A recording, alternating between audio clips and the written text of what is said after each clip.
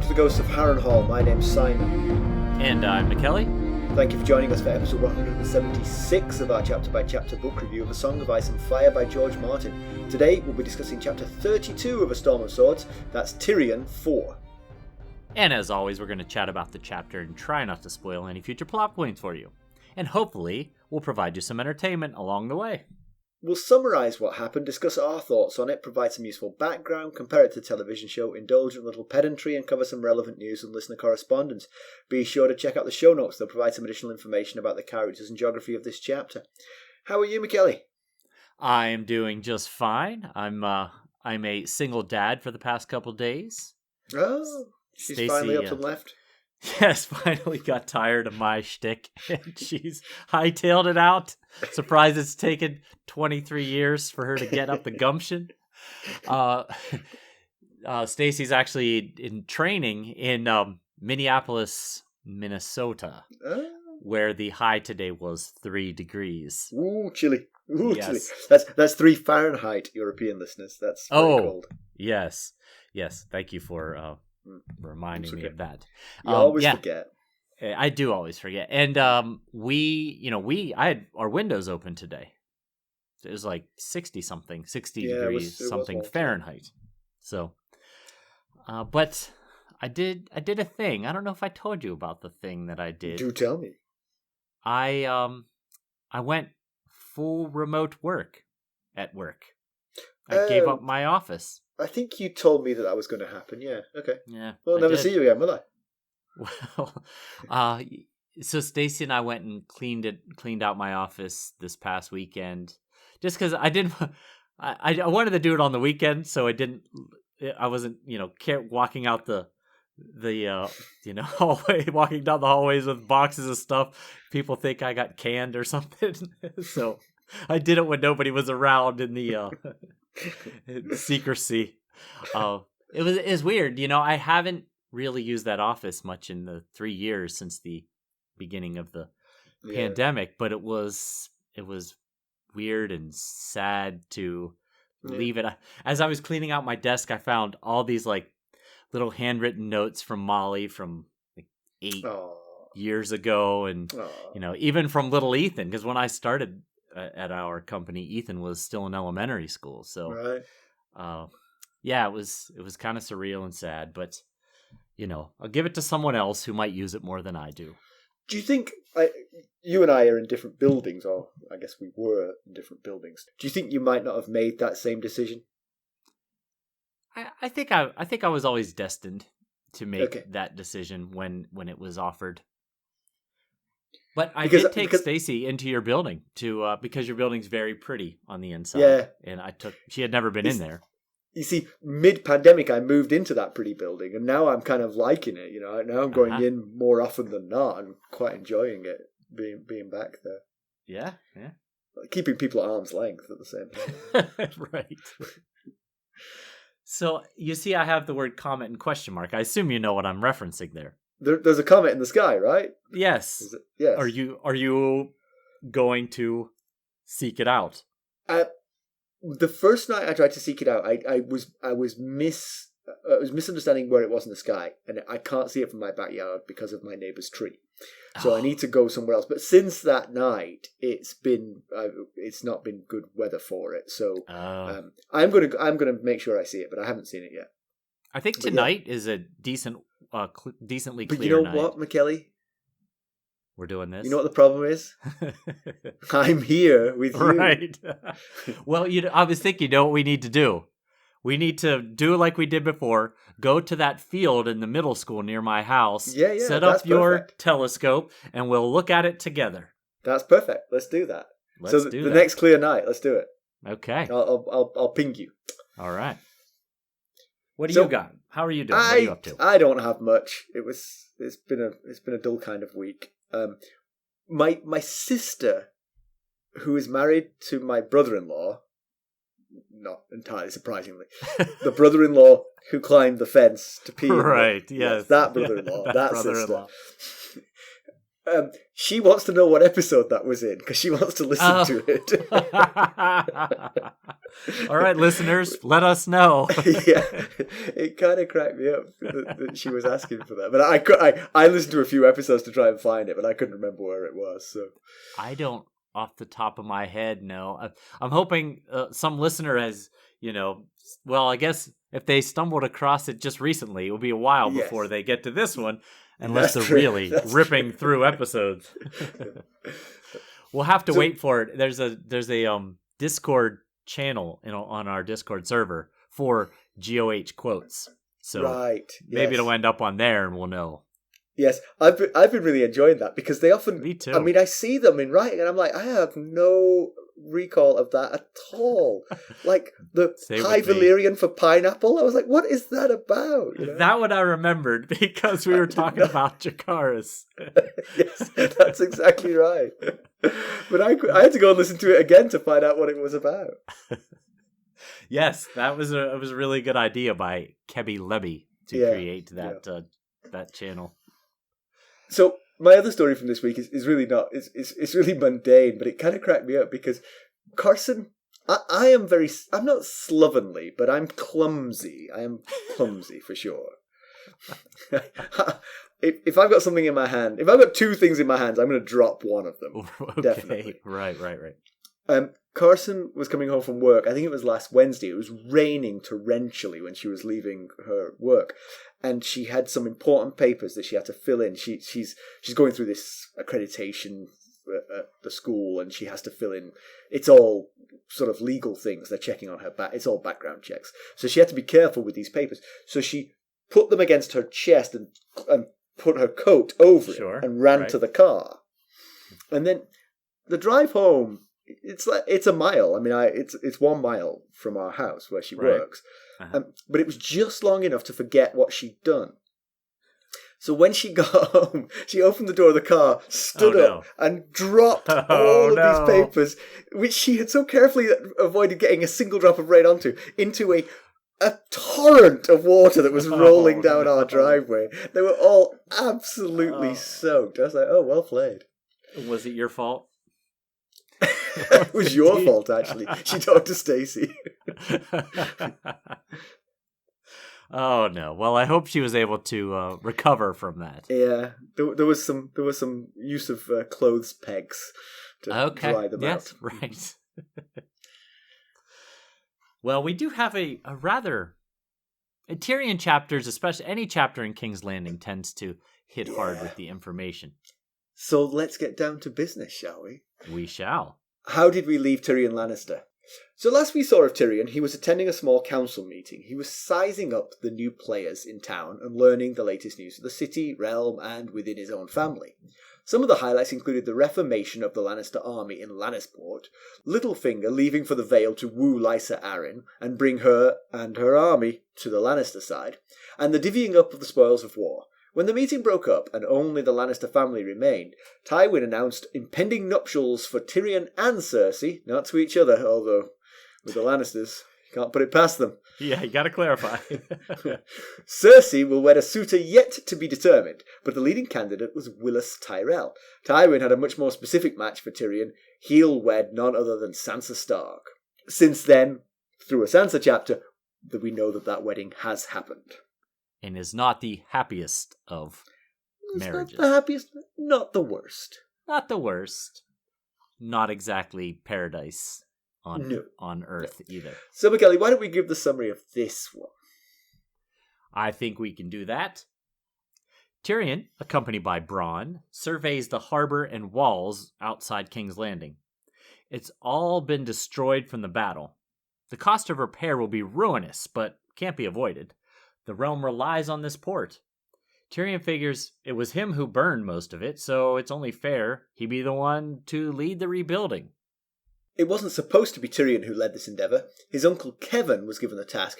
However, with his eldest son Lancel struggling to recover from his wounds, coupled with the news of his son Willem being killed while in Stark custody, and Willem's twin Martin still a captive of Robb Stark, Kevin's grief is too great to focus on such business as rebuilding effort, so Tywin has turned to Tyrion.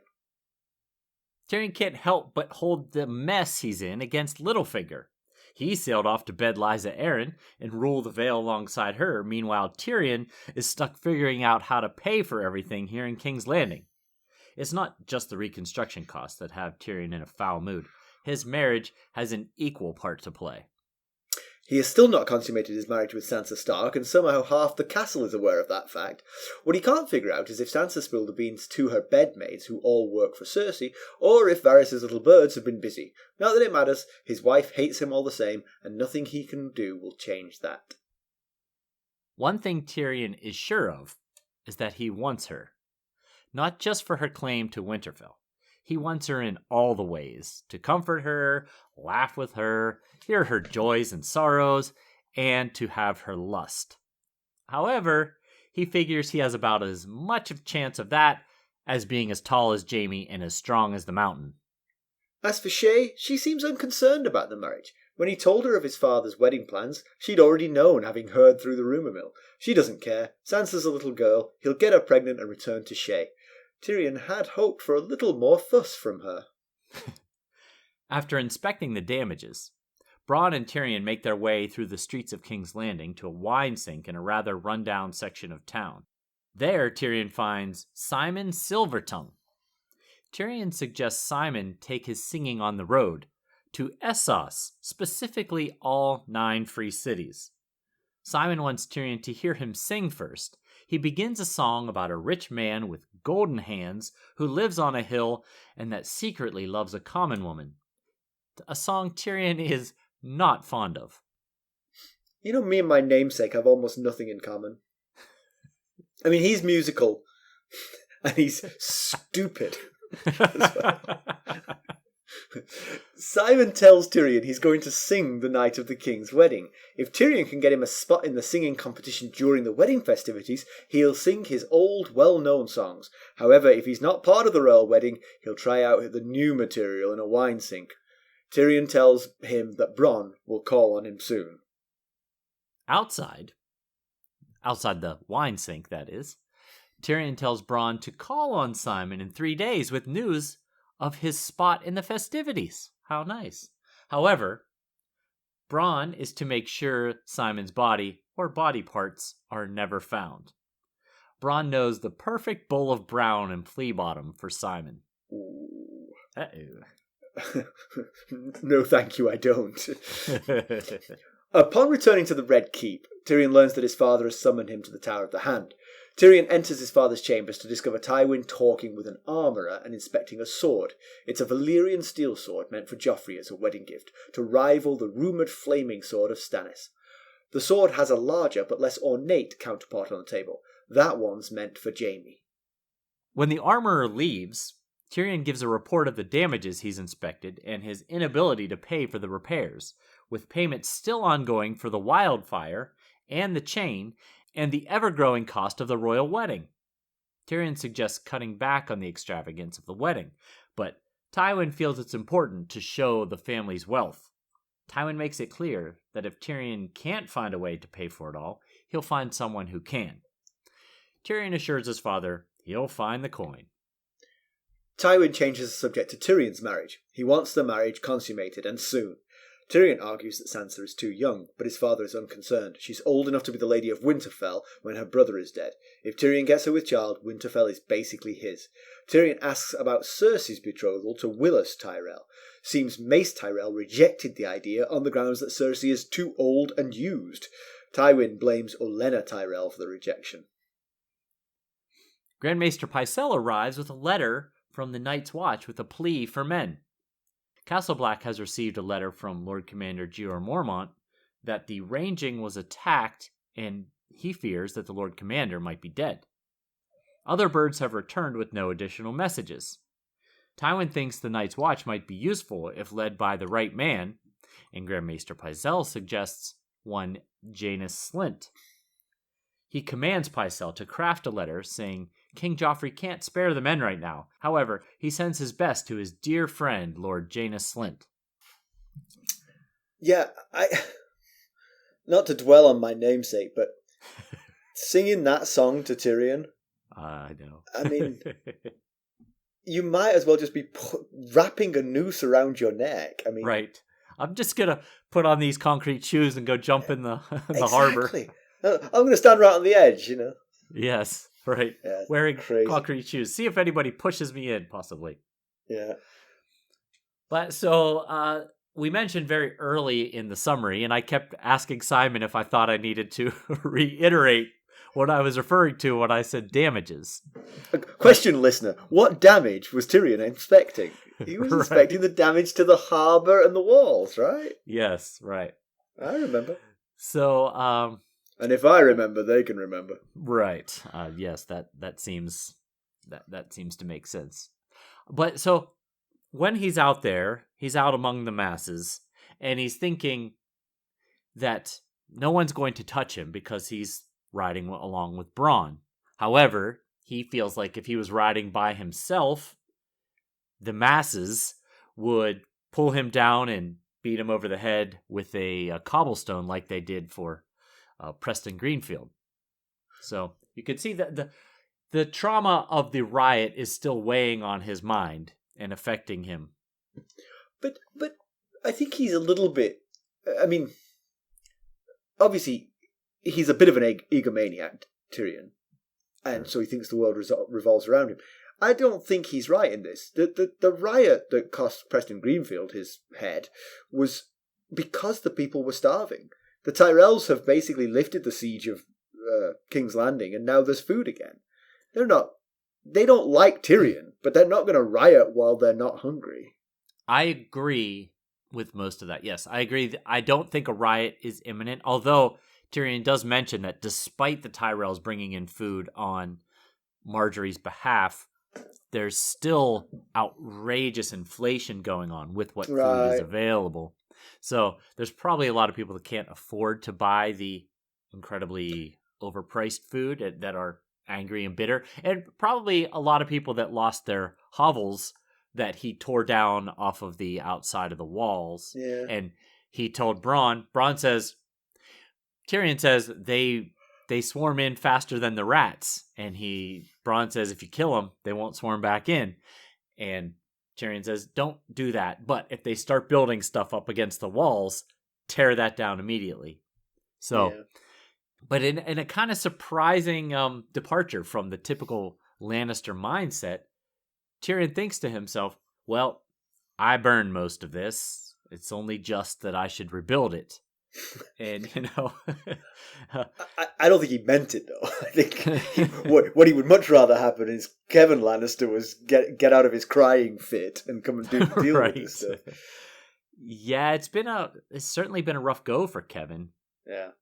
He's his oldest son, Lancel, you mentioned in the summary, but just to remind everyone, his oldest son, Lancel, is unable to recover from the injuries from the Battle of the Blackwater, which he seemed to be recovering from fine until Cersei dug her fingers into his injury, and now he can't recover from it. But on top of that, one of his younger twin boys, Willem, we know was murdered by Rickard Karstark along with Tion Frey. And the twin brother is still in the hands of the Starks, and therefore, presumably, now you're much more worried about their safety than you would have been had his twin not been murdered. Right. Yes, his twin brother Martin is still captive of Robb Stark, which would, although, he received a letter from Riverrun saying, your son has died, and probably saying, I put Rickard Karstark to death for the action, and maybe even I express my condolences or something like that. But it still would make you rather uneasy that your other son is in the same. Do you think that they did say that? I don't think we know the contents of that letter, do we? I mean, you're just speculating there. Do you think that you would have said the thing about Rickard Karstark, because that's revelatory as to the state of your alliance? And I wonder if you might keep that from the Lannisters. That's a good point. I think in that Cat chapter, Robb told Cat that he was going to have to write a letter to King's Landing, informing them of Willem's death. I don't think he mentioned what he was going to say, but yes, that's a good point. You could, Yeah. if you were Tywin, you could infer from that, oh, there is discord between the Starks and the Karstarks. I wonder if I can use that to my advantage. But maybe if Rob was thinking carefully, what he might say is, he was murdered by my bannermen. They were angry about an unrelated thing, and they took it out on Willem. They have been punished and put to death for their crimes, the perpetrators. You don't even have to say who it is. It could just be some foot soldiers, Right. Yeah, that's a good point. Yeah. That would be the probably wiser way to go about it. Yeah. I do wonder, actually. So, it's interesting to me that Tywin is so forgiving of Kevin's behaviour here. Because Tywin seems to me to be all business, he didn't seem to care that Tyrion was injured. He doesn't seem that bothered that Jaime's been captured. He seems quite, it's always business for him. Right. And for Kevin to sort of withdraw from his chores just because he's sad about his sons, I'm surprised that Tywin is tolerating that. Yeah, I had not thought about that, but yeah. He must be very fond of him, I think. Right. He is his right-hand man. So I guess, in a lot of ways, he's the one person that he feels he can truly rely on. Certainly he doesn't think of it's Cersei or Tyrion, because they both tend to vex him greatly. Yes. But yes, you're right. It is a little bit surprising that Tywin was understanding enough to be like, no, you take the time you need to grieve. Right. We've got this. It shows a slight softness to Tywin that I haven't noticed anywhere else in any other sphere of his existence. Yeah. So, but like you said, Tyrion's been given the task that Kevin was supposed to handle, and I was thinking, oh, lucky Tyrion. It's quite a bit of a double-edged sword. On one hand, Tyrion thinks his father is giving him meaningful work. However, on the other hand, it's a bit of an impossible task that he is being asked to do. And if it fails, previously it would have fallen on Kevin's shoulders. Now it'll fall squarely on Tyrion's shoulders. And Tyrion's thoughts are that the cost will be ruinous. And then when he brings it up later to his father that he has no way of paying for this, they don't have the crown doesn't have the gold, Tywin says, well, you better, or I'll find someone that can pay for it. So I wonder if that's why Kevin was like, oh, I just can't take on this task. Yes. Having reviewed my list, I'm reminded that my son recently died. I will say when we get to pedantry, I have some suggestions for Tyrion for how that he might pay for this. Okay. I'm looking forward to hearing about it. So, Sansa's feelings towards their marriage haven't improved since the last Sansa chapter. Not entirely surprisingly. But again, I'm going to keep that little flame alive that they could become a really wonderful couple. The dream that Tyrion has here in this chapter of, all the things that they could do together, and the love that might grow between them. She just has to let go of her fantasies, her childish fantasies. Now, he's being respectful towards her, and I hope he continues to be for another 4 or 5 years. Right. And then they can become that couple. This is my hope for them both. Yeah, absolutely. But I don't think that it's quite as dire as Tyrion thinks it is. Tyrion uses the word hate. He thinks that his wife hates him. We have the luxury of knowing her inner thoughts because she is a POV character, and we know she doesn't hate Tyrion. She's a young woman who's been on a wild roller coaster of life ever since she left Winterfell. She grew up dreaming of gallant knights and charming princes, and she thought she was marrying her dream husband only to discover that he was a monster. And then she let herself believe she might actually reach those dreams after all, with will as Tyrell, only to marry against her will someone that she doesn't find appealing in any of the traditional ways. Yeah. And so, she's in a rough place, and Tyrion is the one left standing to represent all that she's lost since leaving Winterfell. Yeah. But I agree with everything that you have said. I think Tyrion, he doesn't get her inner thoughts like we do.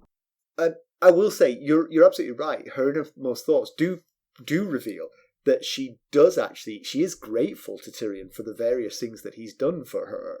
Right. But she just doesn't seem to be able to... I mean, some of it is she's built walls to defend herself because of the horrors that she's suffered. And she refuses to let him through those walls because he is a Lannister. And the Lannisters are the perpetrators of these horrors. And she can't, even though he's been nice to her, even though he's defended her, even though he's been a protector to her, she won't let those walls down until she's absolutely sure. I just hope that she's willing to do it one day. That's the thing. Right. Yeah. Yeah, you'd like to hope that will happen. But in the meantime, Tyrion wonders if Sansa's shared them not consummating their marriage with her bedmaids, who are all surely loyal to Cersei, or if it's Varys's little birds having picked up on this information. And let me speculate on that, if I might. Yeah. I'm going to say that Sansa's not going to tell anyone. The last thing Sansa would want, because Sansa can figure this out herself. The powers that be want this marriage consummated. She and Tyrion don't. Why spread the word that it isn't consummated? So you think it's the birds? You think it's Varys? Yeah, I absolutely think it must be the birds. Oh. Or the handmaids have figured it out themselves. Sansa's not the source of this. Sansa's not the one telling everyone. That's crazy. Yeah. Well, I definitely wouldn't think it's Sansa telling everyone. My thought was that the fact that half the castle knows makes me think it's Cersei, not Varys. Because it's not necessarily how Varys disseminates info, unless his plan was to discredit Tyrion by ridicule for some long game plan he's playing here.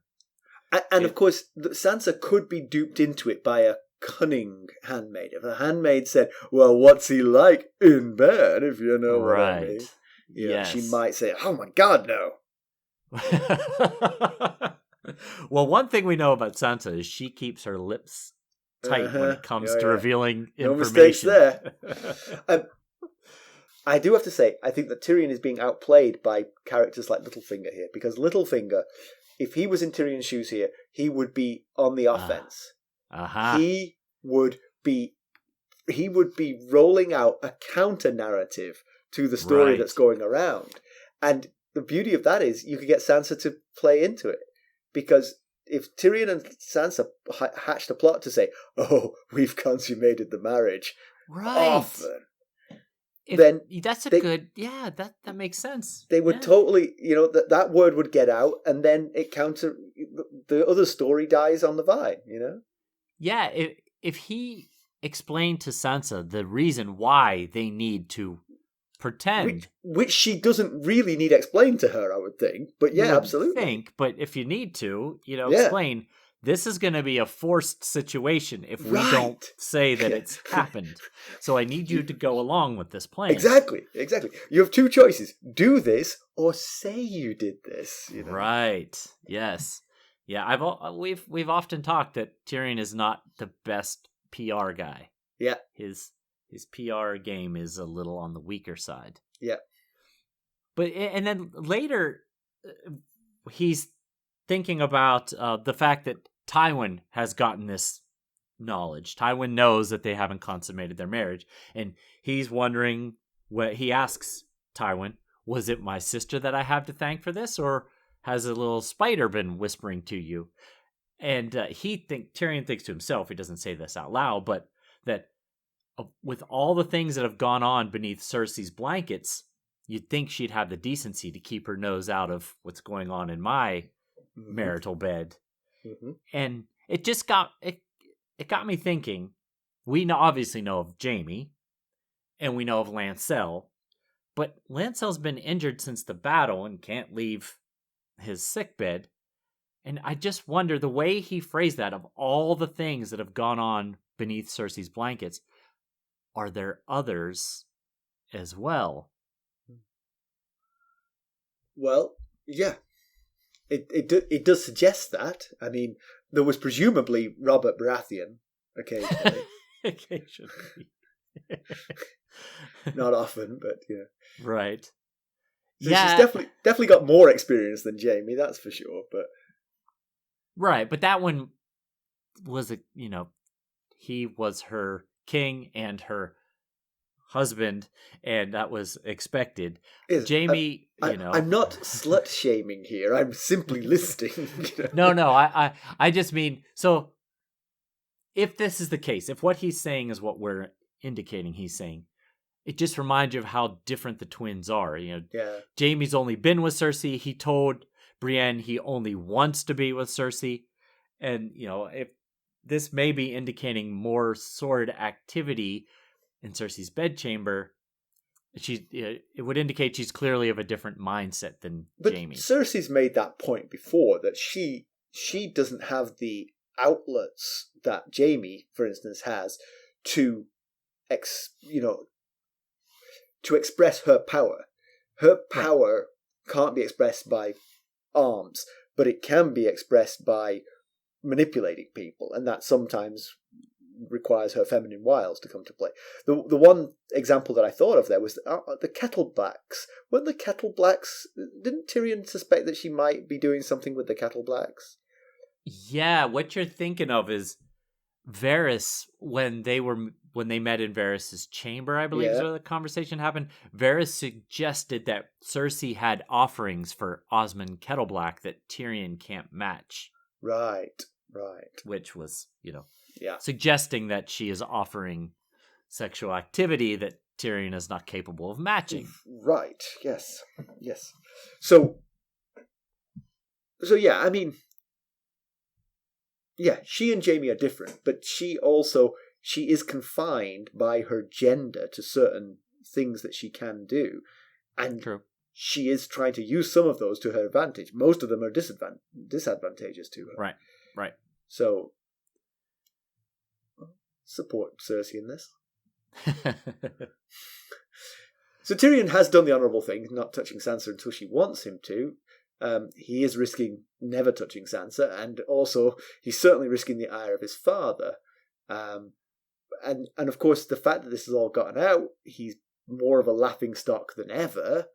And so, there's a sense of no good deed going unpunished here. The more honourable he is, the more he's treated as a fool and with contempt.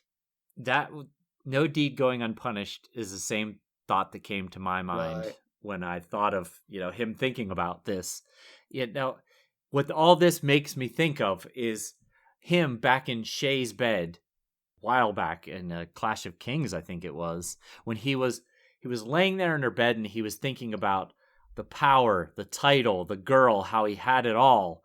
And at the time, we were worried that he was forgetting that the title was temporary, as was the power, and that there's a highly likely chance that the girl is a performance done for his behalf.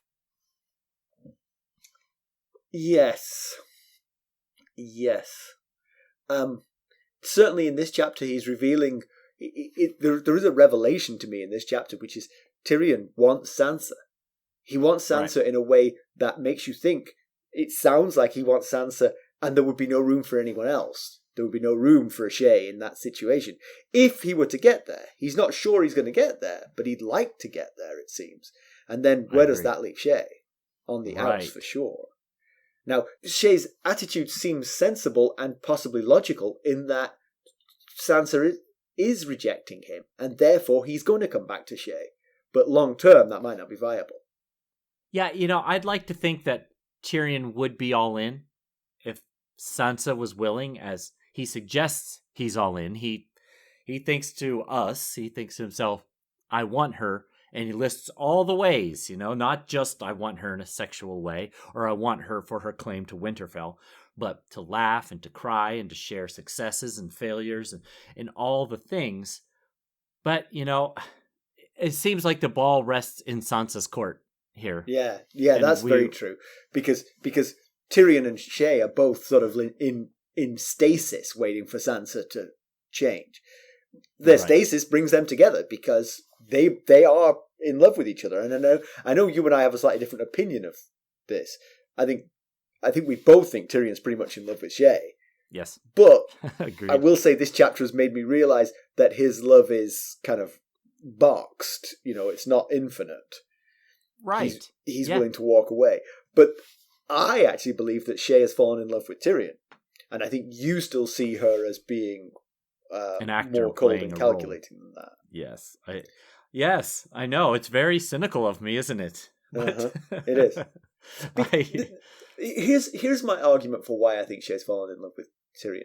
She does, in her profession, she plays the part and she makes the guy believe that she's falling in love with him. I get that. But she has found one of the richest men in the Seven Kingdoms. And she's not obviously repulsed by him, as many women, for instance, Sansa Stark, are. And he has fallen madly in love with her because she's not repulsed by him and willing to sleep with him. And he's good to her. He's kind to her. He's looked after her. What is love? Love is that kind of thing, Even if your motives going into it weren't to fall in love, doesn't mean you haven't fallen in love. Now, she's probably still got a tough enough shell that if he goes off with Sansa Stark and never comes back, she'll bounce back from it.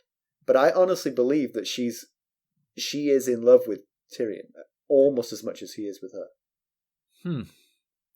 Because of the things he provides, because of the life he can provide, not necessarily. But you're making it sound like it's purely transactional. She wants a happy life, right? She wants like anyone. She wants a comfortable life, and he offers a way to that. And he's good to her. So, and they have fun together. Yeah. I guess you just don't, because we don't have a Shea POV, which would be fantastic to get a look inside her head and what she's really thinking about Tyrion.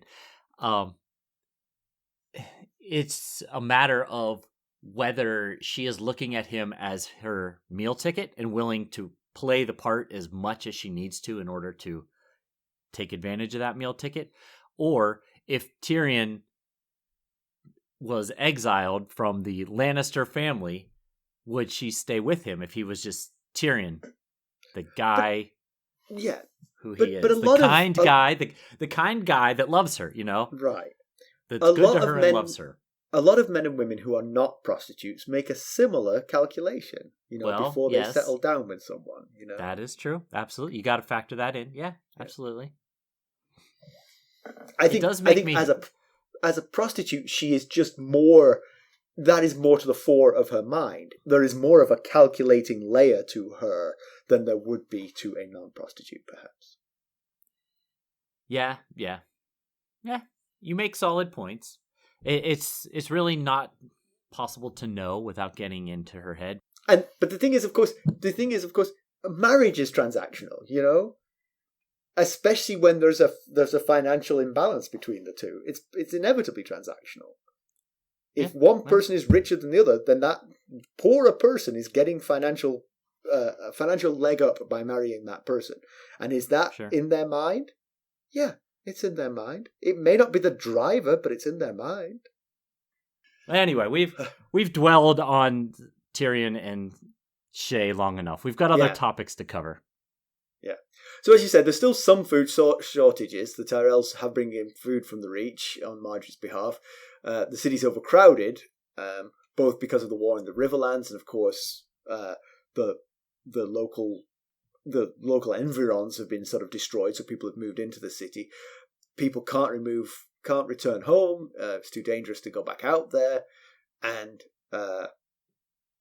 Tywin should look at his own scorched earth policy here as a sort of perhaps one of the reasons why. It certainly helped the Tyrells financially because they're the only people with a decent harvest around here now, so they can really make some money. This whole thing about the rampant inflation, well, the people who are getting rich off this are the Tyrells. But there's a limit to inflation, right? Because if nobody can buy bread, then it brings the price down, you know? Right. Inflation can't just keep going, you know? I'd like to hope so.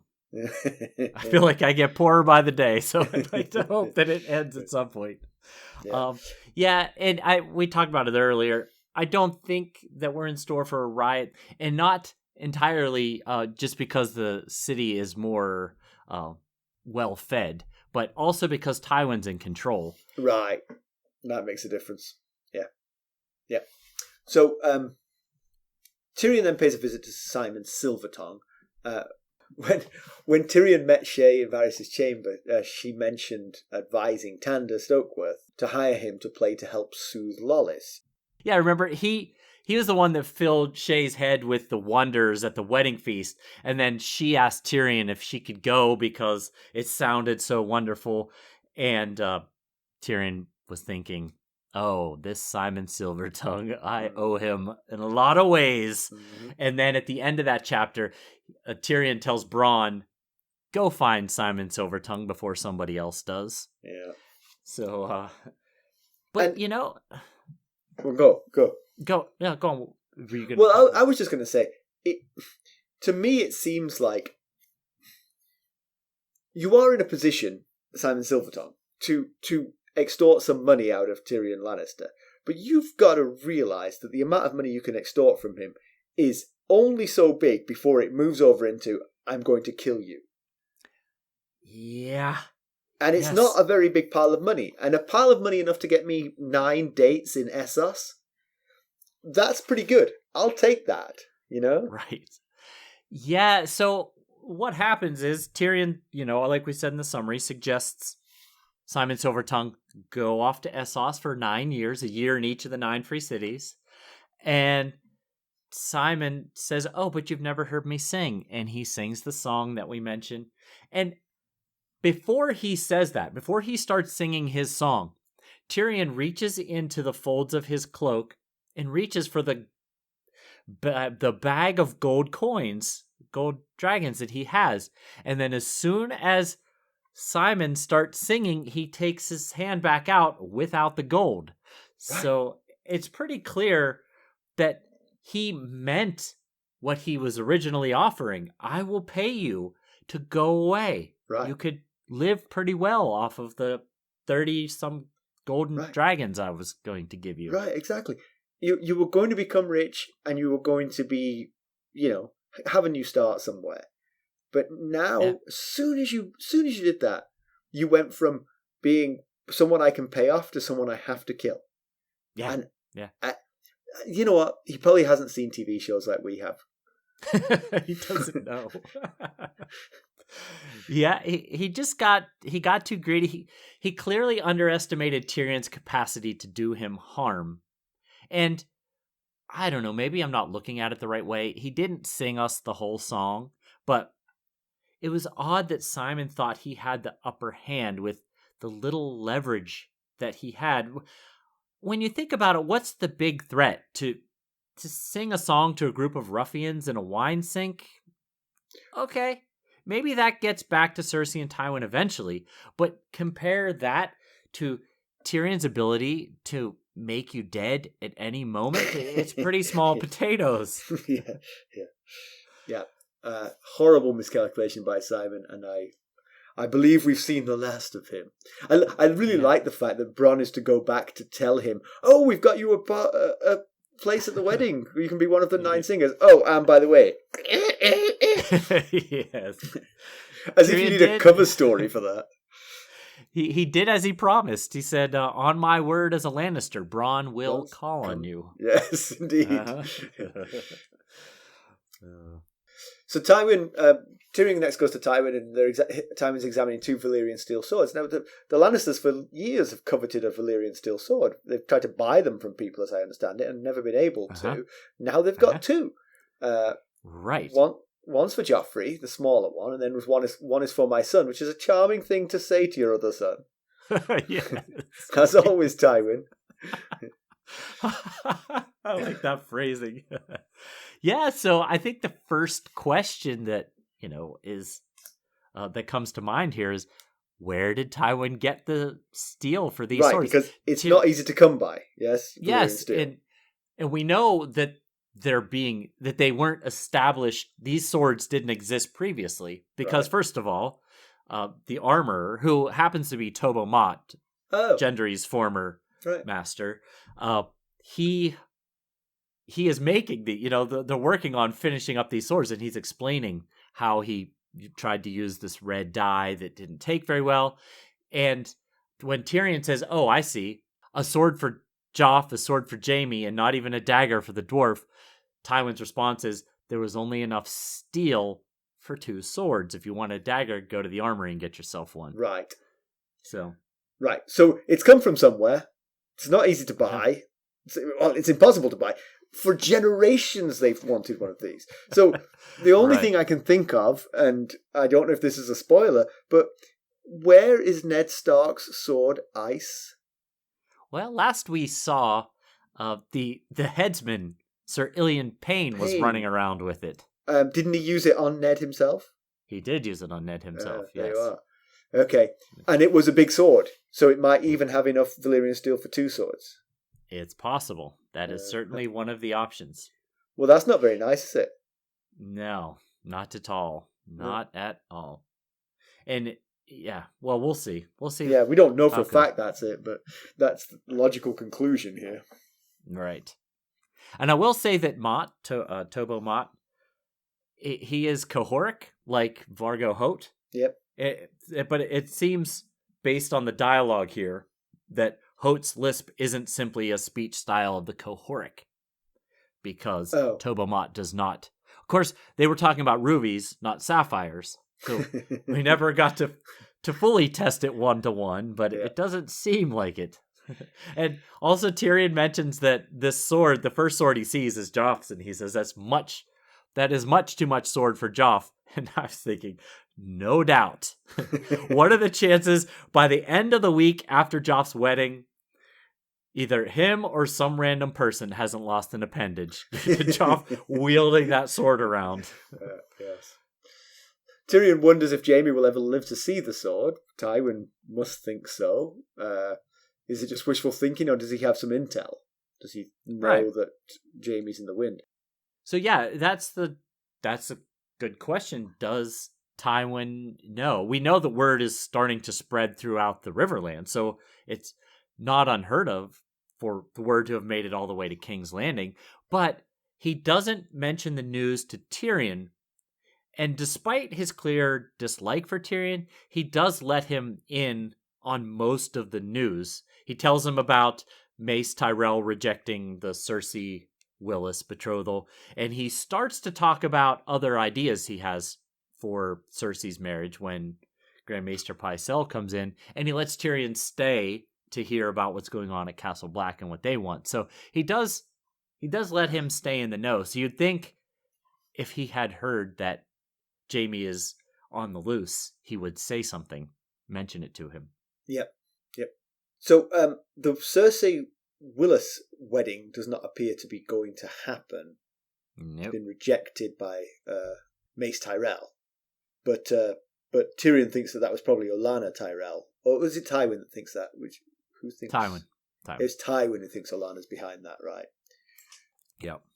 Yeah. So he thinks that he says Mace was kind of cool with the idea. He liked the idea of this betrothal when Tywin proposed it to him, and then the next day came back and said, no, this isn't going to work. And Tywin is pretty sure that Olenna Tyrell was the culprit behind the change of mind. And he tells Tyrion it's best not to tell Cersei that there was ever an offer made. And there is some sense to that. She knows of the Willis Sansa plot that the Tyrells thought that Sansa was worthy enough to marry Willis, but Cersei is not. And if she were to learn that, might she hold it against Sansa? Take it out on Sansa. That's she's. I had no idea who you were going to suggest there. I never even thought of Sansa as being the. But now you've said it, yes, she would blame Sansa. You're right. If she found this out, even though she doesn't want to marry Willis Tyrell, she couldn't help but probably be, kind of hurt by it. So that you've got a stung, angry, axe to grind Cersei. That's a rather dangerous. But that's kind of her default, right? True. But she's got an axe to grind. It's just a different axe. You also wonder if maybe Tywin was saying, do not tell her that this offer was ever made, because he's afraid she might poison the Tyrell alliance. True enough, yeah. So who might she get married off to? Because Tywin was about to talk about that when Grand Maester Pycelle arrived on the scene. So we don't know who he was going to say. Right. All he said was, I have some ideas. Yeah, so... last chapter, though, he mentioned a few names. Oh, that's right. After that small council meeting. Who did he mention? He mentioned Oberyn Martell, who's the younger brother of Prince Doran Martell. Uh-huh. He mentioned Horror and Slobber Redwine. And he mentioned possibly Theon or Balon Greyjoy. And I think it was Tyrion described Cersei's lips as going white or something like that. The news of possibly Balon Greyjoy being her future husband. Yeah. So, but Tyrion... speaking of Olenna, though, Sansa has told Olenna and Marjorie how horrible Joffrey is, and it would not be too hard to deduce that Cersei might be cut from a similar cloth. So True. The apples don't often fall far from the tree. Right. Especially when the tree is married to its twin. Right, exactly. So Tyrion expresses quite a bit of concern about paying for the repairs. Tywin doesn't want to hear it. He just wants someone to solve the problems. There's plenty of money. He should be able to do it. I will say, actually, that there are some...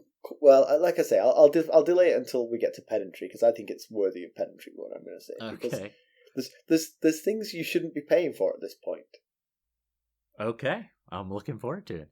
Littlefinger did mention way back in an early Ned chapter in a Game of Thrones. It was actually the first thing he did when he got to King's Landing, Ned. He went to the small council meeting where Littlefinger mentioned that the crown is 6 million gold dragons in debt, 3 million, not 3 gold dragons, but 3 million gold dragons of that was to the Lannisters. And Tyrion says, are you willing to forgive the crown's debts? And Tywin says, don't be ridiculous. Right. So some of the other sources of debt that Littlefinger mentions are the Tyrells, the Iron Bank of Braavos, some Tyroshi trading cartels, and the Faith themselves that he's borrowed from. So there's nobody left to borrow from. Right. Yes. Yeah. I was thinking there might have been some kind of knowledge transfer between Littlefinger and Tyrion when Tyrion took over as Master of Coin that explained some of this. But then, maybe Littlefinger doesn't want to reveal the mess he's allowed the finances to become. So, but then, Tyrion says you add the chain, the wildfire, and the wedding to the costs, and there's just no money left. Yeah. So Tywin brings up the consummation of the marriage. Tyrion argues that she's too young. Tywin says she's old enough to be the Lady of Winterfell if we get rid of Robb Stark, so you need to get busy, because basically if she's pregnant, you are the Lord of Winterfell. Right. And that's a result for the Lannisters, no doubt. Yeah, absolutely. I mean, think of how much that would expand their power in the realm. Exactly, yeah. They'd almost have a stranglehold on the realm. They'd have the North, the West, the Crown Lands, and the Reach to a certain extent. Yeah, and even the Vale if Littlefinger comes through. Right. Yeah. They would secure it. Yeah. That all, of course, is if Robb Stark dies. Right. Tywin keeps saying she's the Lady of Winterfell if her brother dies. Right. But you've got to say that the end game here is Robb dying or Joffrey dying. Right. It's hard to imagine them both coming out of this safe and sound. Yes, that is true. You play the Game of Thrones, you win or you die, I believe. Good point. Yeah. There's a letter from Castle Black asking for help. The wildlings are moving south in vast numbers, as we know. No mention of the others. And that makes Tywin unconcerned. Yeah? Yeah, you could understand that. I could totally understand that. What does Tywin care that there's wildlings moving south in vast numbers, So what? They'll run into the 700-foot wall. Right. Why do you need my soldiers? I'm in the middle of a war. Yes, exactly. The birds returning to Castle Black without letters have put everyone on alert up there. They're expecting an attack. But no one's going to listen to the problems of the Night's Watch. But they do hatch an interesting plan of putting a loyalist of theirs. I'm not sure how loyal he's going to be to Tyrion, but a loyalist of theirs in charge of the Night's Watch if Lord Commander Mormont has died, which appears to be the concern. That exactly, yes. Tywin, ever the opportunist, sees a chance to add yet another entity to to his payroll here under his thumb. He'll marry Marcella off to Mance Rayder and complete the whole set. Yeah, there you go. Maybe that's who he can marry Cersei off to. Oh, yeah, there you go. Because Marcella's supposed to bring Dorne into the fold. That's Cersei's still wild card here. Yeah. He's got to figure out where best to point her. But I will say about this letter that is sent from Bowen Marsh, who's the Castellan right now at Castle Black. Grand Maester Pycelle mentions that the letter references that it's gone out to all 5 kings. Yes. And I thought maybe want to tailor each letter to that specific king, So I wondered if maybe Maester Aemon was not proofreading this, or who put this letter together. But it seems like a rather fatal flaw to mention all 5 kings in one letter. The worst mistake was Joffrey was on the 2 line, and all the other kings were on the CC line. It's like, come on. Oh. But yes, back to Slint. Tyrion thinks it's a terrible idea, but it's actually Grand Maester Pycelle who mentioned it because he's got an axe to grind with Tyrion. So borrowing it from Cersei. Yes, but anyway, of these kings, of the 5 kings, there's really only Joffrey that is likely to respond because one, Renly's dead, so he's not going to respond. Although the ghost of Renly Baratheon was out on the battlefield in the Battle of the Blackwater, so true. Maybe that. Respond. Yes, it's unlikely that Balon Greyjoy is going to respond. I mean, it's unlikely he even cares, even though Cotter Pike, the commander of the Eastwatch by the Sea, is Ironborn. Right. I don't really think that would factor a lot into Balon Swan deciding to bail out the Night's Watch. Stannis is already on the brink of destruction. Yeah. He's lost his whole fleet. He's clinging by his fingertips. You know who Robb could send? He could send the Rickard Karstark and the other murderers. Oh, yes. Oh, wait. Great. No, he can't. No, that's not going to work.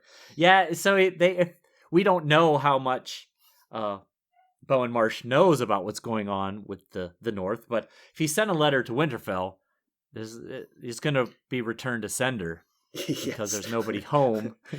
If he sent it to Riverrun, if he knows Robb's in Riverrun, Robb can't get back north to help even if he wanted to. Good point. Well, do you have some background for us, Mackelly? I do have a bit of background. Today, we are going to talk about the Lion King. No, not Simba or Mufasa for that matter. Rather, King Tommen II Lannister, who was nicknamed the Lion King. Oh. He was the king of the Rock in the days prior to Aegon's conquest. And Tyrion, in this chapter, Tyrion thinks of him when thinking of the previous Lannister Valyrian steel sword Brightroar. And as Tyrion tells us in this chapter, the sword was lost when King Tommen took it with him on his journey to Valyria to find the wealth and sorcery he thought would be waiting for him within the smoking ruins. So, what happened to King Tommen? Well, Tyrion tells us that he was never seen from again, and that is true. However, there were some reports of Tommen's fleet as it made its way to Valyria. According to a Valentine chronicle called The Glory of Volantis, his fleet stopped in Volantis for supplies. There, he was showered with gifts from the Triarchs who run the city. King Tommen II promised that when he returned from Valyria, half of all that he recovered would be given to the Triarchs for their support, as well as sending in their fleet to aid him if needed. The following year, Triarch Marcello Tagaros sent ships in the direction the king would have taken on his way to Valyria, looking for signs of the Lannister fleet. However, nothing was ever seen again from the fleet or King Tommen II Lannister. So we'll expect to see them in the Winds of Winter then, presumably. Yes. Okay. Comparison with the television show. Most of this is dropped. Symon Silver Tongue is completely dropped. The 2 Valyrian swords are deferred for a whole season. There's a whole season will go by before those swords appear. Oh, okay. The only bit that really survived is Tyrion's money worries. And the show brought that out in a scene, not with Tyrion and Tywin, but with Tyrion and Olenna Tyrell. Getting Diana Rigg more screen time, yeah. Yes. And basically, he's saying, let's pare down the wedding, and she's saying, no. The only reason the peasants don't throw us, don't overthrow us is because we do a bit of pageantry. But she agrees to pay half the costs of the wedding. But she absolutely outplays Tyrion at every point of that conversation. She outplays him, and he's left utterly bemused when she goes. So. Good stuff. Yeah. Pedantry Corner. How much do you have to pay these pyromancers? I get paying workmen to do work as they're doing it, but once they've done it, if you're the Lannisters who always pay their debts, stop paying them. They only needed money to do it. Once they did it, you don't have to keep giving them money anymore. Set them up. Give them a royal warrant to be the pyromancers for all eternity. Give Helene, a manse somewhere and enough money to live on. And that's it. That's all you need. You stop. I don't understand why there's a huge debt. Ditto the chain. The chain, all they needed was the money to buy the metal and then payment for making the chain. You shouldn't be in huge debt over this. I don't understand it. Could it be that they are making payments instead of lump sum, making recurring payments instead of one lump sum payment? Well, clearly, but if I'm the chain maker or Helene, I don't accept that.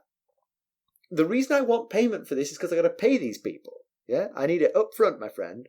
And secondly, default on those payments. The realm is in tatters. You have no money.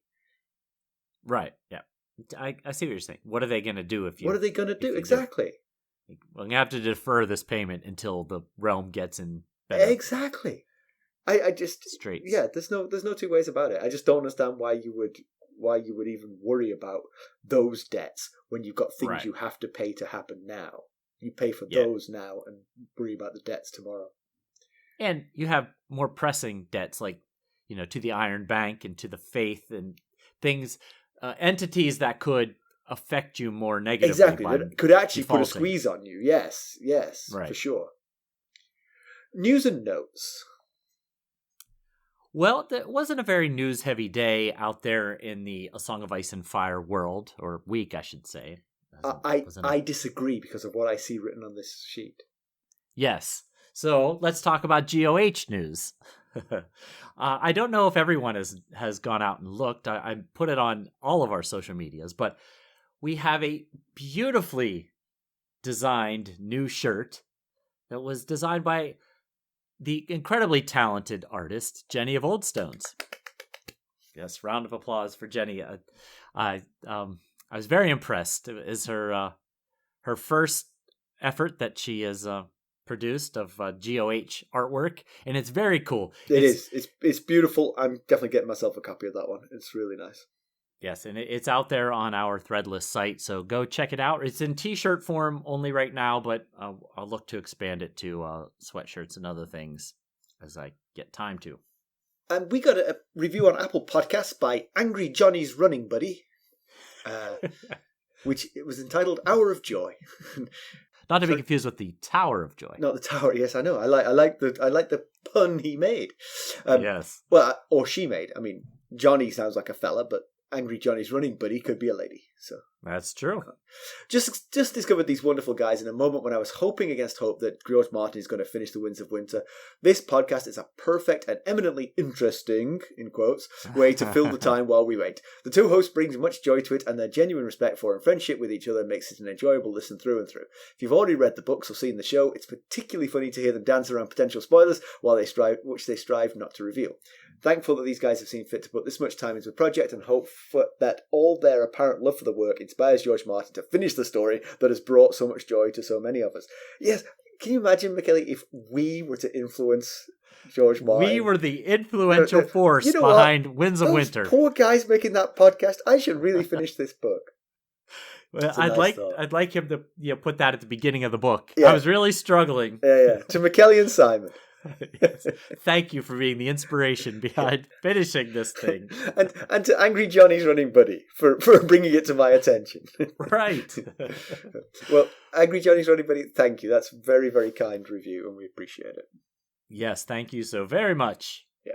So let's conclude finally. It's nice for Tyrion to be doing something useful. This is definitely playing to his strengths. You got to give him a meaty task to set his teeth on, and he will go at it, like the sewers in Casterly Rock.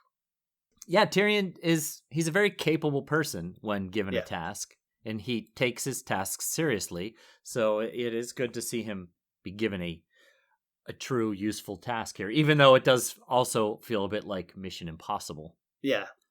Come up with the funds to rebuild. Right. Redirect those funds elsewhere. Yeah. It's not so nice for Tyrion that he needs Bronn as a bodyguard at all times, especially when it was largely he that saved the city. Bunch of ingrates. Well, true. Although he was also the one that tore down all the lean-tos that have been put up against the outer part of the wall. You're gonna make an omelette. That's true. That's true. A few eggs might not make it through that process. And as I said, it is sad for Kevin, but I do find his unable to function due to grief a little bit odd that Tywin swallows it. He must be awfully fond of him. Tywin would not tolerate that from anyone else that I can think of. No, especially not the replacement. Right, his person. Children. He would not tolerate it from. Yeah. Exactly. But we spent a lot of time discussing Sansa and Tyrion's marriage, and how do they come together to coexist as a married couple? Is there any chance of success with the specter of Shea hanging around them? Yeah. Anytime there's discord between the two of them, is Tyrion going to run off to Shea? I will say he was upfront about it when he told her he wouldn't touch her till she wanted, and she said, "What if that's never?" He said, that's why God made whores for dwarfs like me, or something like that. But it would be nice, as you said, they could come together to make a really smart couple if both parties were willing to put in the effort. Or possibly a power throuple. bring Shea in? Well, All right, let me set it out for you, Tyrion, okay? I, Sansa Stark, am willing to commit to this marriage, but we're not doing that. I'm just telling you. Now, Shea, I like. Bring her in.